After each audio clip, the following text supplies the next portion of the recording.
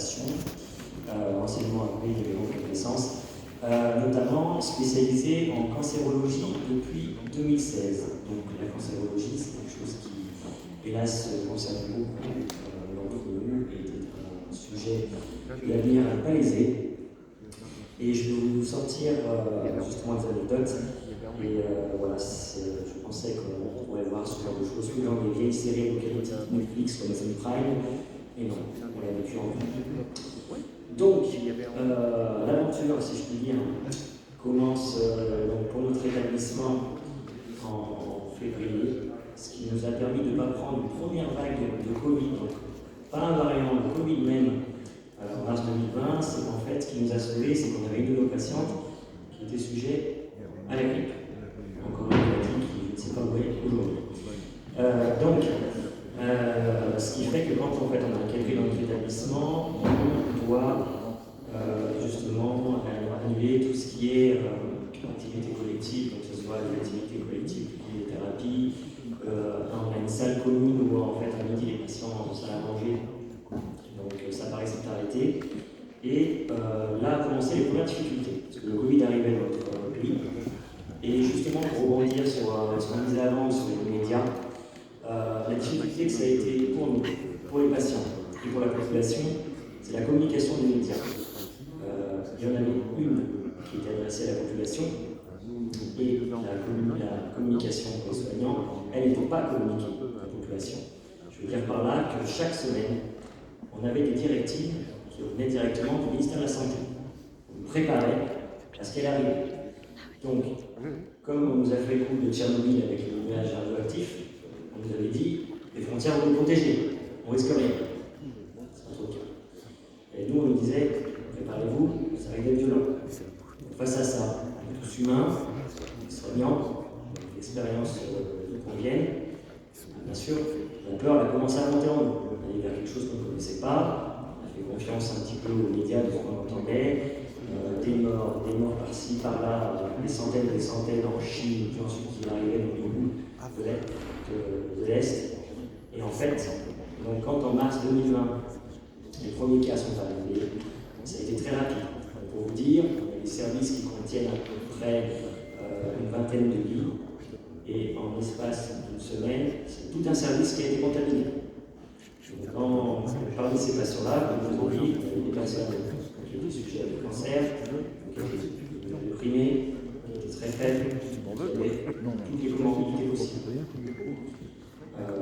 Donc, on a vu des patients monter à plus de 39 de fièvre, on a vu des asthénies importantes, des fois comme des réactions qui pouvaient être un peu des stress respiratoires, qui pouvaient être certaines même des convulsions pour certains. Et donc, ça a duré 2 semaines. Et en fait, personne n'est mort. Personne n'est mort.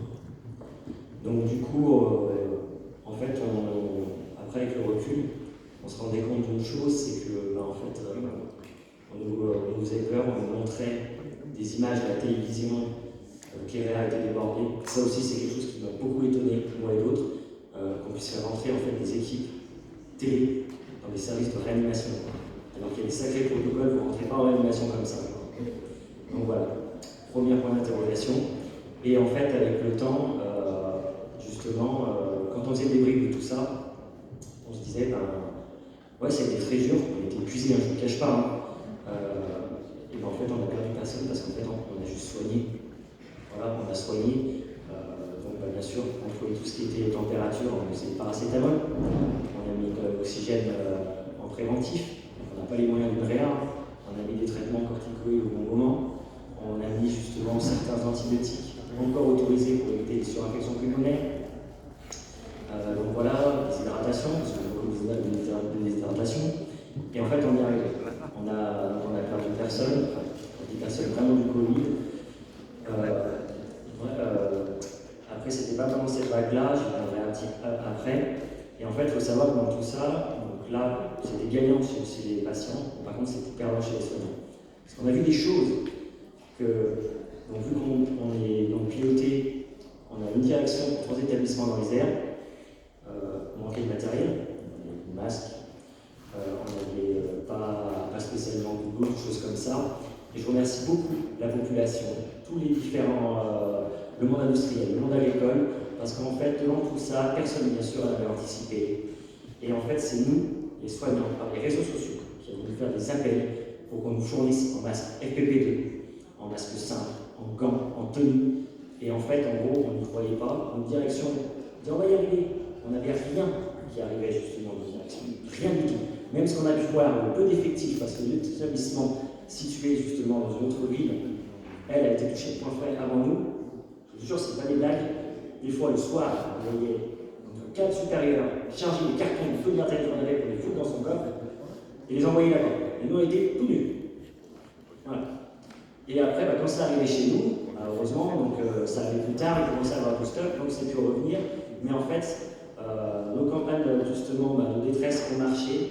On a vu justement des industriels qui sont venus avec des masques FPP2, de différents types de gants. Pour vous dire, on a même eu carrément des combinaisons complètes comme les apiculteurs.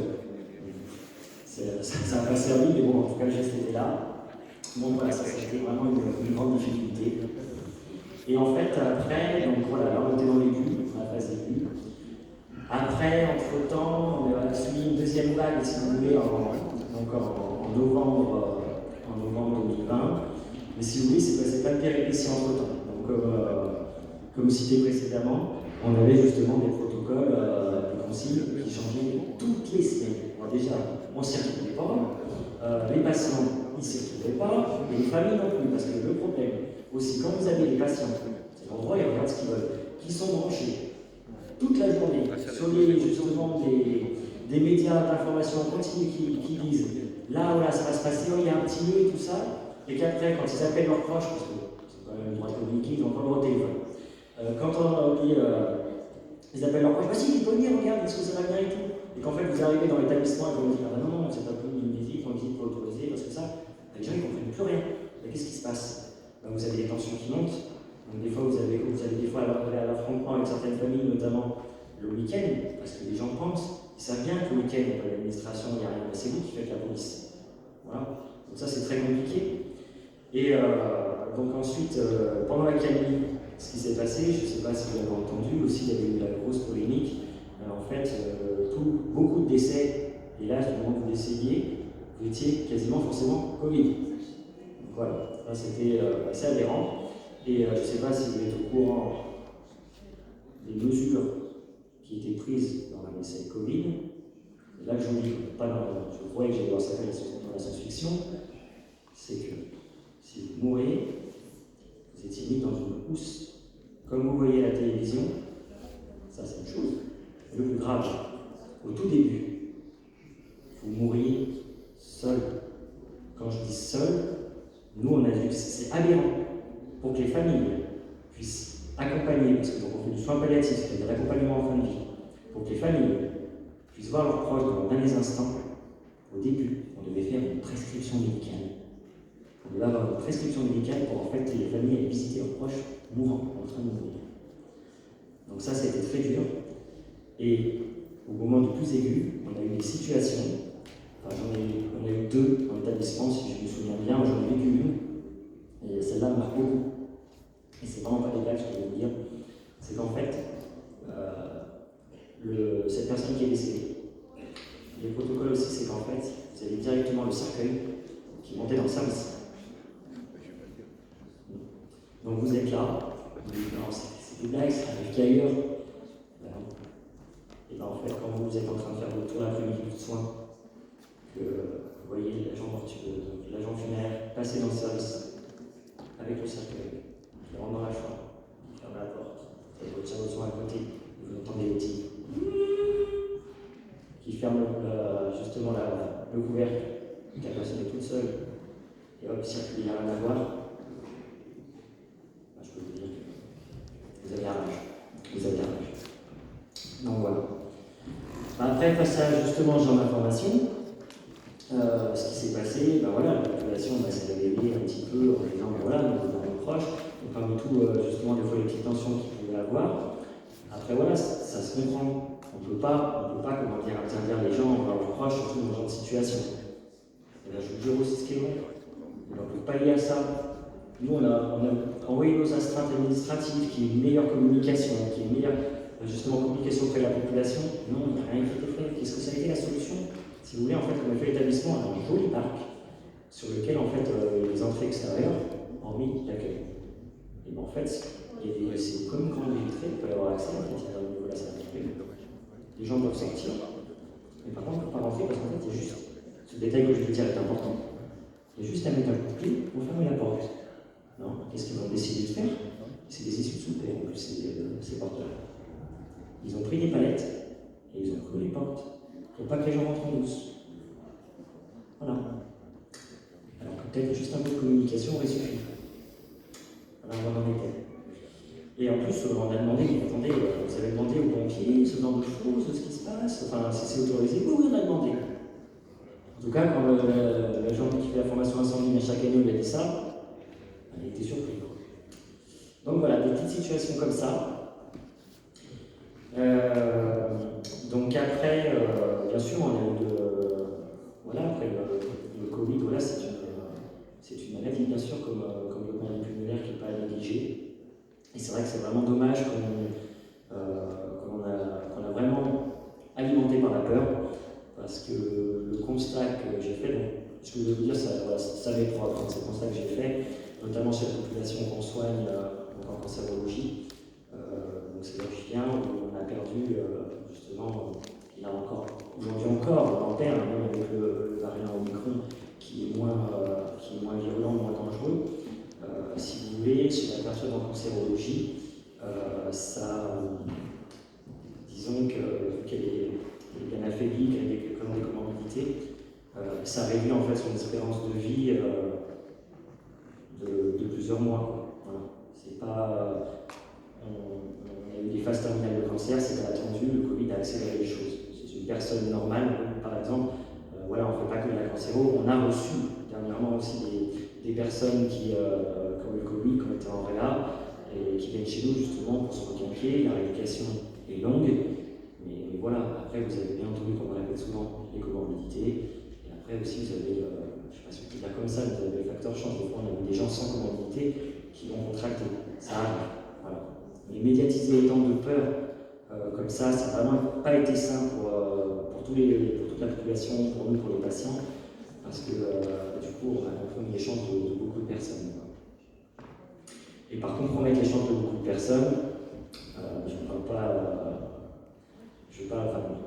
notamment dans le domaine de la cancérologie, ce qui est en train de se passer et qui est assez inquiétant pour l'avenir, c'est que donc nous, on a vu en fait des gens qui auraient pu probablement être sauvés, mais qui n'ont pas pu, parce que du coup, par le manque de personnel qui a été suspendu, par justement toutes les mesures sanitaires, l'accès à l'hôpital conditionné par un pass sanitaire, par un pass vaccinal, ça a empêché certaines personnes de faire leur prévention.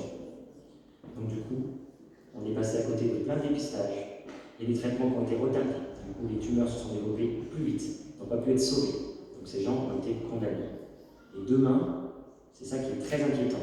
En tout cas, nous, dans la population qu'on soigne, pour vous dire, en 2016, on avait, concernant la population de cancérologie, on était sur une moyenne d'âge entre 80 et 90 ans. Aujourd'hui, on a de plus en plus de personnes qui ont une soixantaine d'années. Et on est en 2022. Donc à ça, ajouter tous les retards de dépistage, tous aussi les traitements qui n'ont pas pu être faits, des chantages à la vaccination qu'on a pu entendre par certains oncologues, justement, qui voulaient absolument se couvrir que les gens en passant soient vaccinés pour pouvoir opérer. Je vous laisse faire imaginer ce que ça va donner dans quelques années. Concernant justement assumer l'humanité sur les traitements, ce qu'on a pu voir aussi, donc en début de crise, donc comme l'a dit Claude, a cité le professeur Raoult, donc avec son fameux traitement hydroxychloroquine, azithromycine, on a pu voir dans certains dossiers, et c'est bien dommage en fait que ces médecins ne se sont pas assumés, beaucoup de pneumologues en fait, pour des gens qui étaient sujets dans le Covid, qui sont venus en établissement chez nous, ils avaient l'azithromycine, mais ils n'avaient pas la chloroquine. Donc voilà, c'est dommage d'être pas allé jusqu'au bout, parce que ces traitements-là existaient, et en plus, beaucoup d'études ont prouvé trouvé que ça a marché. Donc voilà. Délétère encore une fois hein, pour les patients, parce que voilà, je parle principalement de cancérologie, mais après voilà, on ne fait pas que ça. Vous avez aussi, on fait un petit peu de médecine, un peu d'orthopédie, et comme vous pouvez ça, comme vous vous en doutez, et ce que vous pouvez entendre, l'hôpital est débordé, on manque de moyens, on manque de personnel, et des fois dans notre établissement, on accueille des personnes qui ont des altérations cognitives, des fois type Alzheimer, type Parkinson très avancé. Donc ils sont plus en capacité de réflexion. Et en fait, quand vous isolez ces personnes-là pour justement pour soi-disant leur bien, justement pour une sanitaire qui a été faite, ben, ça s'arrange pas. Ça s'arrange pas, c'est encore pire. Des gens pourraient être sains d'esprit par l'isolement, le fait qu'on les interdise de voir leur famille, et ils ont développé des démences. Donc voilà, c'est compliqué. Et on a des gens qui sont morts de solitude. On a eu, je crois, j'ai souvenir de 2-3 personnes qui sont mortes de solitude, qui ont fait un syndrome de glissement. Ce qu'on appelle le syndrome de glissement, c'est qu'en fait, il arrive à un point où en fait, vous ne pouvez plus vous battre, et en fait, instinctivement, vous ne mangez plus, vous ne buvez plus, vous ne lavez plus. C'est très compliqué. C'est très compliqué, donc on a eu des pertes de patients comme ça.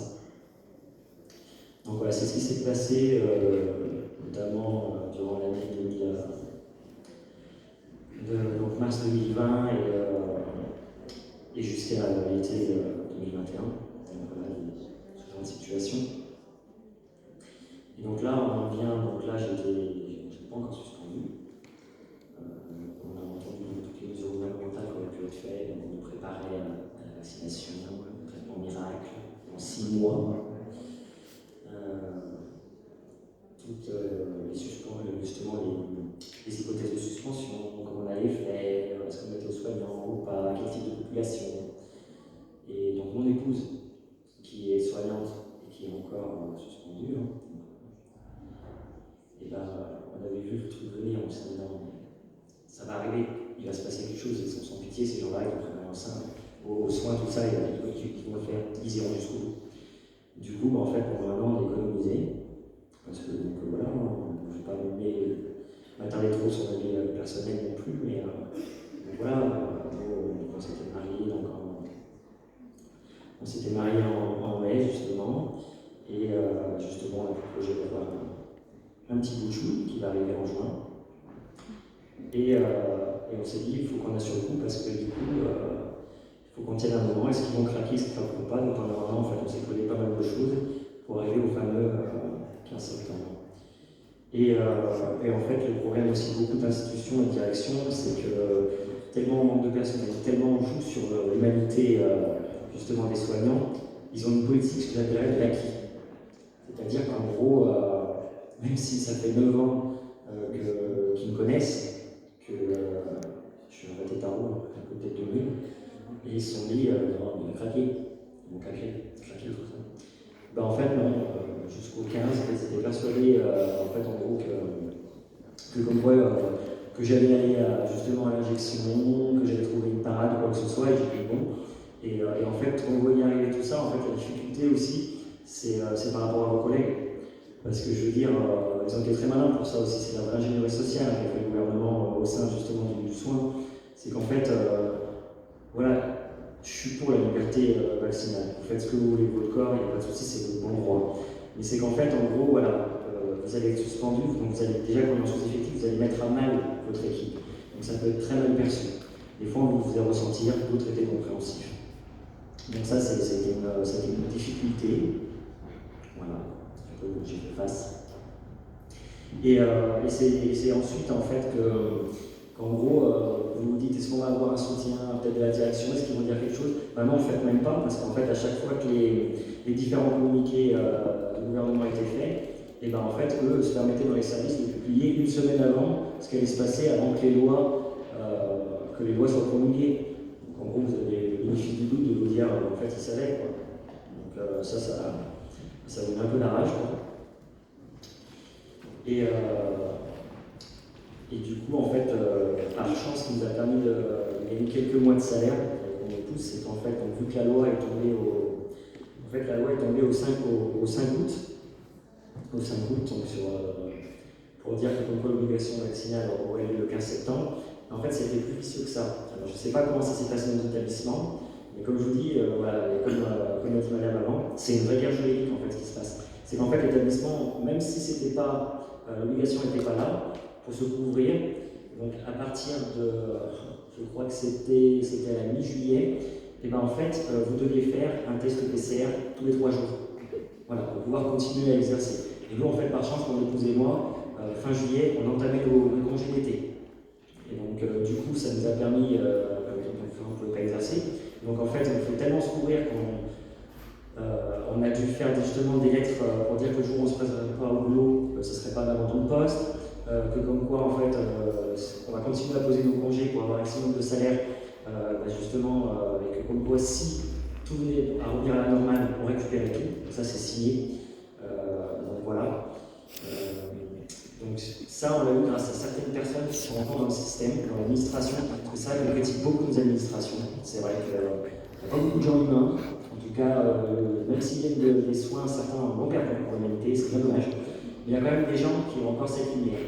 Et vous, notre sous-directrice, en fait, c'est avec elle qu'on a signé tout ça, qui a parfaitement compris comment dire, notre réaction, qui a été très compatissante parce que si vous voulez, ma femme n'est pas à temps plein.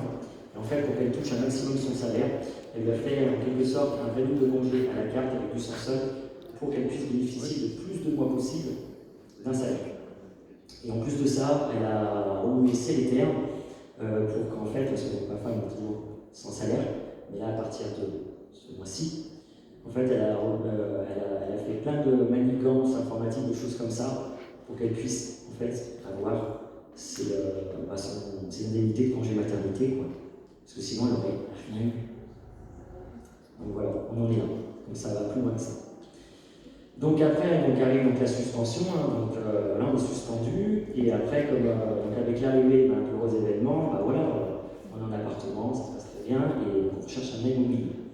Donc voilà, c'est aussi sur la population. Donc, quand on nous dit non, on n'arrivera jamais à un système à la chinoise et tout ça, à la chinoise, c'est pas vrai non plus. On y est. Parce qu'en fait, quand vous allez faire des simulations ou quoi que ce soit et que vous allez à la banque, et qu'en gros on vous demande votre fiche de salaire, désolé, c'est négatif. Bon, comment ça? Et comme disait monsieur tout à l'heure, ce qui est très grave, c'est que le secret professionnel est bafoué. Quand vous dites, vous connaissez vos professions, quand vous dites que vous n'avez pas de salaire et qu'il y a ça, vous êtes suspendu, lui il a tout de suite compris. Il sait votre statut vaccinal, il le sait. Et pour tout, des fois même pour certaines assurances, encore il y a eu quelques évolutions pour certains groupes, et bien en fait vous devez vous justifier pour revenir justement sur les enfants. Aussi on a entendu également que les directeurs d'établissement auraient pu avoir accès au dossier médical justement de leurs élèves. C'est la porte ouverte à tout, quoi. Donc c'est très inquiétant.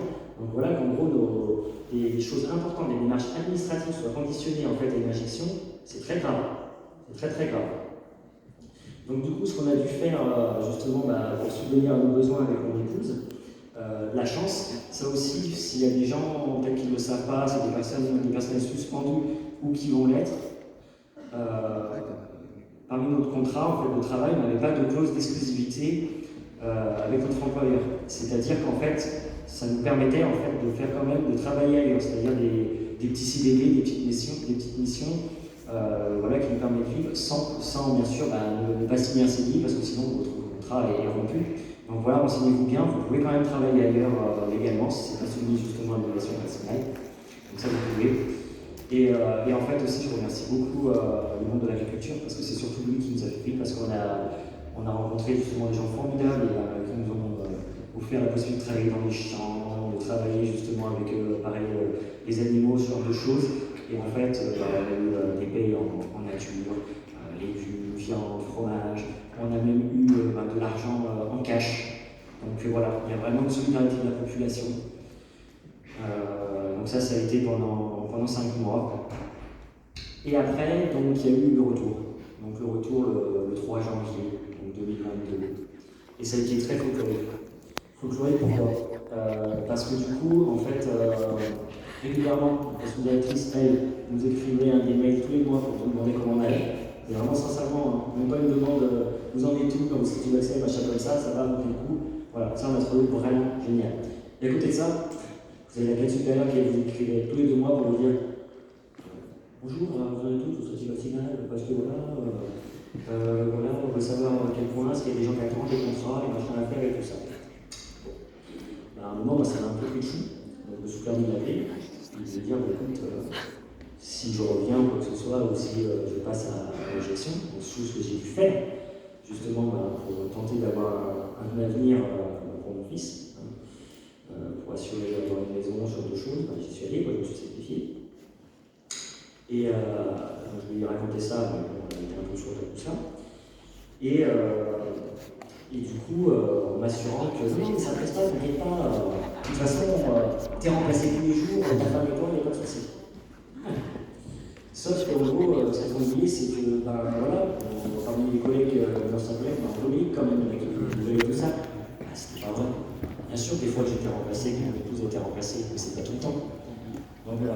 Et pour vous dire ce qui s'est passé, quand ensuite j'ai enfin décidé à leur dire que j'étais prêt à attaquer, et ben je leur ai donné ma date. Et c'est ça aussi justement qui m'a beaucoup interrogé, c'est que je leur ai dit 1 mois avant que c'était bon, je pourrais revenir à partir du 3.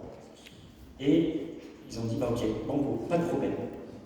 Même pas on m'a demandé comment dire, même pas ils m'ont demandé mon QR code, mon attestation ou quoi que ce soit, c'est tout bon, c'est argent comptant, t'y vas. Et en fait, ce qui s'est passé, c'est encore mieux, c'est qu'en fait, tout allait tellement bien qu'elle ma quête supérieure m'a rappelé 1 semaine avant pour me demander si je ne pouvais pas rattaquer plus tôt. Donc, je lui ai dit, non, désolé, moi j'ai des impératifs, si je dis que c'est 3 janvier, c'est 3 janvier. Donc, du coup, je rattaque le 3 janvier. Et les choses ont été folles, même si, comment dire, je leur ai dit que j'étais prêt à le faire, on m'a toujours pas demandé mon attestation. Donc je me demande, en fait, ça se trouve, je fais ça pour rien, quoi. Donc voilà. Par contre, d'autres, on leur a demandé, quoi que ce soit, j'en sais rien, pourquoi, je sais pas, bref. Et en fait, après, avec le temps, en fait, aussi, ce qui est fort, est-ce que c'est le karma, j'en sais rien. Voilà, je sais que je suis pas là pour juger, pour me moquer, comme j'ai dit, quand je revenais vraiment serein. J'ai des collègues, je suis en toute transparence, qui connaissaient justement mes pensées sur la situation qu'on vit, sur la campagne vaccinale, ce genre de choses. Et voilà, je suis contre tout ce qui s'est passé. Et en fait, fait exprès, le jour où je reviens, j'apprends qu'il y a 4 de mes collègues qui sont en arrêt parce qu'ils ont du Covid. Donc voilà. Et après, attention, je ne les juge pas. Parce que parmi ces collègues, il y en a qui se sont allés. Parce que voilà, ils ont fait le choix de la vaccination. Il y en a qui l'ont fait parce qu'ils n'ont pas le choix. On a tous des choses à payer à la famille, juste comme ça, parce que c'est une prise d'otage, le truc, c'est vraiment une prise d'otage. Donc voilà. Et justement, en fait, voilà, quelques jours avant, on dit que tout va bien au meilleur des mondes. Non, je ne pas du tout. Donc on se retrouve avec du sous-effectif. Régulièrement, on a un poste en moins. Donc c'est compliqué, vous avez moins de moyens. Et en fait, voilà, j'ai ressenti en fait la froideur de certaines collègues et certains collègues. Pas tous, parce qu'après, voilà, moi je le comprends parfaitement. Je veux dire, pour dire ce que je disais précédemment, ça a des impacts. Pendant ces 5 mois, en fait, il y en a qui n'ont pas pu avoir leurs vacances, en fait, parce que tellement il manquait du monde, ils n'ont pas pu les poser. Donc j'étais un peu fautif de l'histoire. En tout cas, pour certains, c'est comme ça qu'on leur avait vendu. Parce que je sais que j'ai su par qu'en gros, ma cadre a dit à certaines personnes, si tu n'as pas tes vacances, ça pose de pire. Voilà, tension, ça fait du bien, je vous ai accompagné, c'est cool. Donc voilà, mais heureusement, il y en a qui ne sont pas tombés dans le jeu-là, et en fait, on voit comment ça se passe, en gros, ce qui est bien, c'est qu'on est plus fort que tout ça. On a su rebondir, parce qu'il y a des actions qui se sont faites. Je vais expliquer par des actions qui se sont faites, ce qui s'est produit, c'est qu'en fait, voilà, mes collègues étaient épuisés. Il y avait du burn-out qui arrivait, il y avait des armes, des choses comme ça. Et en fait, d'un moment, on joue sur notre humanité, on veut culpabiliser pour revenir remplacer tout ça. Moi, ce que j'ai fait, j'ai continué à être le petit carreau que je suis.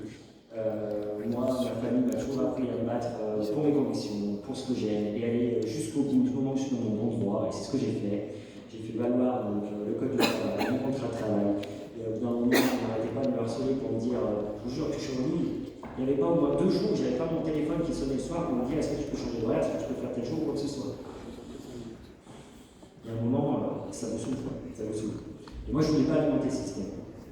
Donc j'ai été franco, moi j'ai dit à mes collègues clairement que donc, je ne remplacerai pas, que je ne ferai pas de changement, je le ferai à la condition d'être plus rémunéré. Quand je dis plus rémunéré, c'est-à-dire en fait majorer mes heures supplémentaires ou ce genre de choses. Certains ont rayonné, on n'arrivera jamais, pas de souci, moi j'ai mes défis. Donc, du coup, ce que j'ai fait, c'est que, en fait, au bout de plusieurs harcèlements de mes supérieurs, notamment une action qui m'a vraiment poussé à écrire ce que je voulais vous dire, c'est qu'en gros, j'ai encore dit non une fois, et en fait, Raquel m'a carrément pris par le bras pour m'enfermer dans la salle de soins, et me dire, non, t'arrêtes les enfantillages, ça suffit, tout le monde est fatigué, t'es vraiment égoïste, ça suffit, maintenant, tu vas t'investir avec nous. Je lui ai dit, non, ça va pas se passer comme ça, parce que moi, la culpabilité, ça ne marche pas sur moi, je sais qu'ils sont en détresse, c'est difficile, mais là, avec ce que j'ai vécu, les témoignages que j'ai vus, maintenant, moi, je reprends ma vie en main, je suis revenu, je fais ce que je fais, je veux protéger mes soignants et je veux protéger moi et ma famille. Je lui ai dit, donc si tu n'es pas contente, tu appelles la quête supérieure et on va avoir un entretien. Donc, chose qu'on a eu. Déjà, pour dénoncer ce comportement que j'ai trouvé inadmissible, d'autant plus quand on nous sort la phrase, c'est pas l'attitude d'un futur père.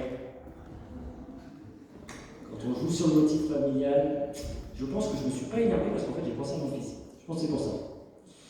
Donc j'ai été plus intelligent que ça, donc on a eu la convocation. Donc j'ai dit mes doléances, sont clairement un peu comme quoi. Si je viens faire des horaires supplémentaires, je veux que ce soit tout majoré à 50%. Si je fais un changement d'horaire, quoi que ce soit, même si c'est un jour où je dois travailler, je veux une rémunération financière. Enfin, voilà. Non, mais tu n'arriveras jamais, tout, c'est faux, il faut jouer avec les RH. Pas de souci. Je dis, moi je suis gagnant-gagnant. Si vous acceptez, je gagne une certaine somme, non pas que je le fais de façon cupide, c'est parce qu'en fait, ces gens-là, quand vous touchez à l'argent, ils n'aiment pas. C'est là où ça fait mal, en fait. C'est juste pour ça. Et parce qu'à savoir, en fait, dans une structure privée, tout le monde croit qu'en fait, c'est financé principalement que par l'organisme, et non, en fait, ce qui est infirmier et aide-soignant, c'est financé à 100% par l'ARS, donc de l'argent public, au travail. Donc, vous êtes en droit de vous demander, en fait, où est passé l'argent pendant mon absence, en fait. Qu'est-ce qu'ils ont fait de cet argent? Parce que des fois, je n'ai pas tout le temps remplacé. Et en fait, si on me paye en plus, c'est l'empoche. Donc voilà. Et donc, ce qui s'est passé, c'est qu'en gros, une semaine après cet entretien, qu'est-ce qui s'est passé? Pas une semaine après, parce que entre-temps, c'est triste de dire ça, mais j'ai eu de la chance, je me connais. Donc du coup, ça m'a donné un petit répit. C'est sa maman. J'ai bientôt fini, c'est juste pour personnel, c'est très important. Ce qui s'est passé, c'est qu'en plus, donc j'ai eu les 10 jours justement d'arrêt maladie. Et en fait, on m'a rappelé 3 jours à la fin de ces 10 jours pour dire qu'il manquait quelqu'un de lui à 2 heures de la prise de poste. Et là, j'ai dit, tu me payes les 50% majorité. Et ça a été fait. Et ça, je ne m'en suis pas caché devant les collègues. Et justement, depuis que j'ai fait ça et que d'autres, du coup, osent demander que on peut reprendre le pouvoir, justement réclamer du respect et surtout soigner, et on va gagner. Mais il ne faut rien lâcher. Bravo!